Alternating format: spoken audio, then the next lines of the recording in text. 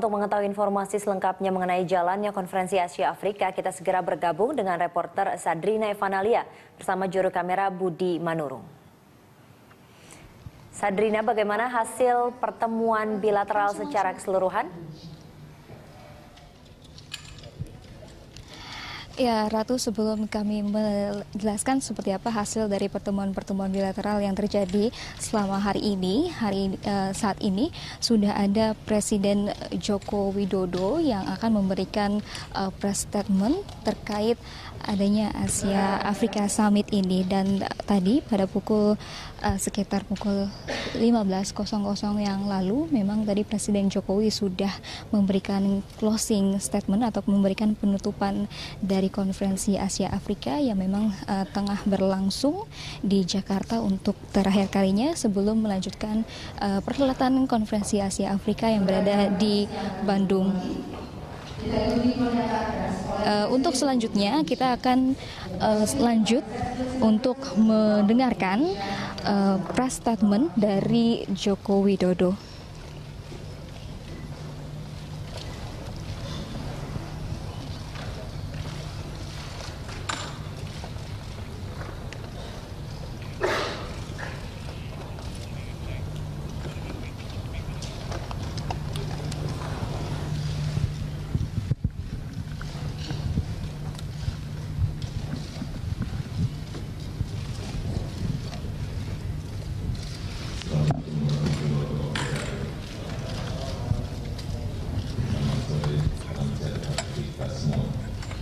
Saudara-saudara sekalian, pelaksanaan KTT Asia Afrika 22 23 April 2015 sangat membanggakan kita semuanya.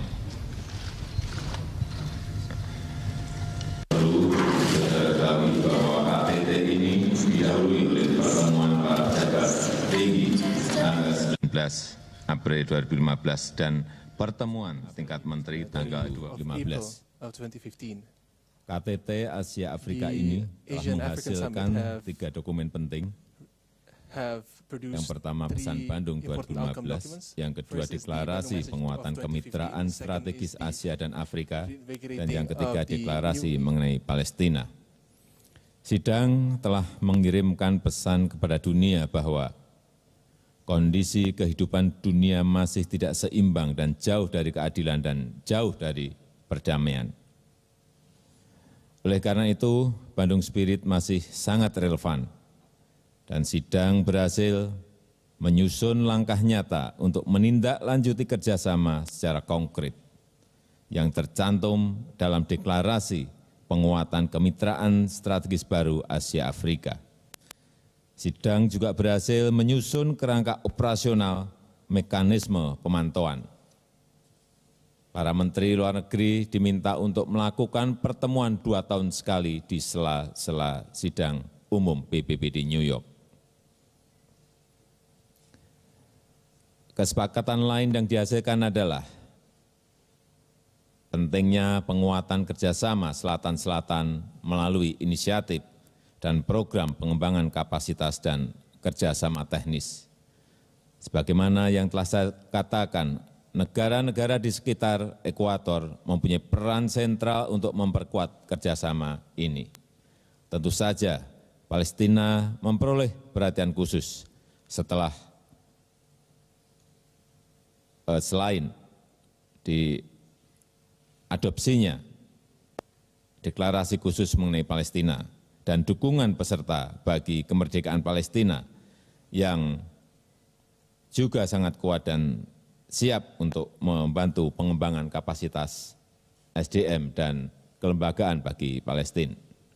Saya juga gembira sidang sepakat untuk menetapkan 24 April sebagai Hari Asia Afrika dan menetapkan Bandung sebagai ibu kota solidaritas Asia Afrika. Dan ini yang penting, mendukung berdirinya Asia Afrika Center di Indonesia. Saudara-saudara sekalian, KTT Asia Afrika 2015 ini juga dirangkaikan dengan beberapa kegiatan penting lain, yaitu World Economic Forum East Asia, pertemuan antar parlemen Asia Afrika, kemudian Asia Afrika Business Summit yang menyepakati pendirian Asia Afrika Business Council di Jakarta. Selama KTT berlangsung juga diadakan pameran mengenai pengembangan kapasitas SDM yang telah dilakukan Indonesia selama ini. Dan saya sampaikan bahwa sejauh ini Indonesia telah memberikan pelatihan kepada ribuan orang dari 99 negara. Dan di sela-sela penyelenggaraan KTT, saya melakukan 15 pertemuan bilateral yang secara umum dalam setiap pertemuan kita membahas kerjasama yang konkret dan nyata. Dengan Tiongkok misalnya,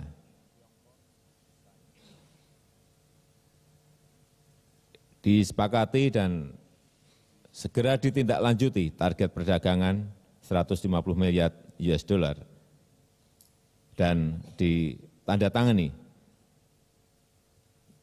kerjasama untuk pembangunan Jakarta-Bandung High Speed Rail.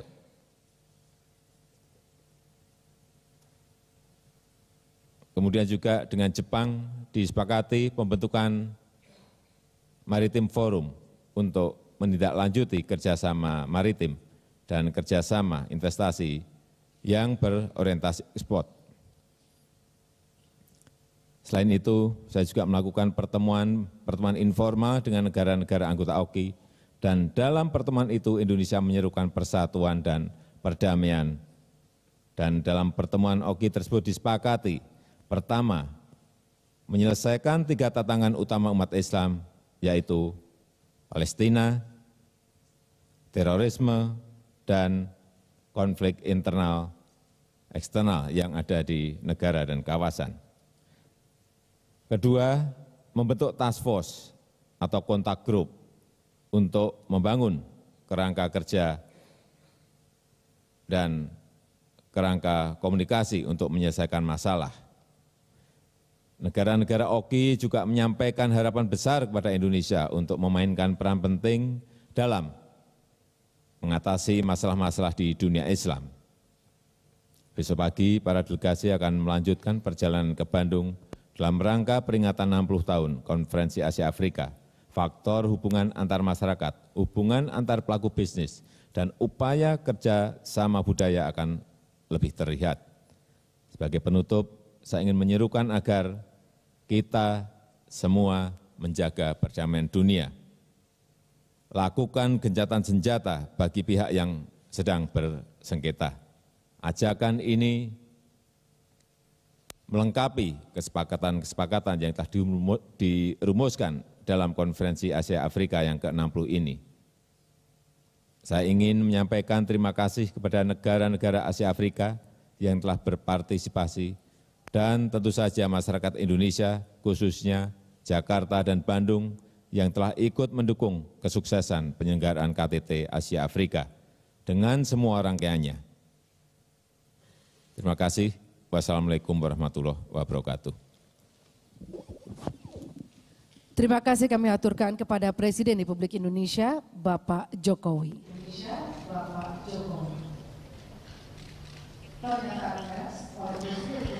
Ya, Ratu, demikian tadi adalah statement dari Presiden Jokowi terkait penutupan Konferensi Asia Afrika yang berada di Jakarta.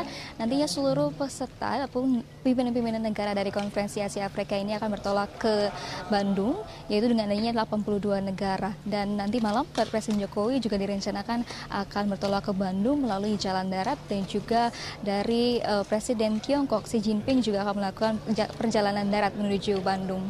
Ratu. Ya, baik, terima kasih Sadrina atas laporannya. Demikian laporan Sadrina Evanalia dan juru kamera Budi Manurung langsung dari JCC Jakarta.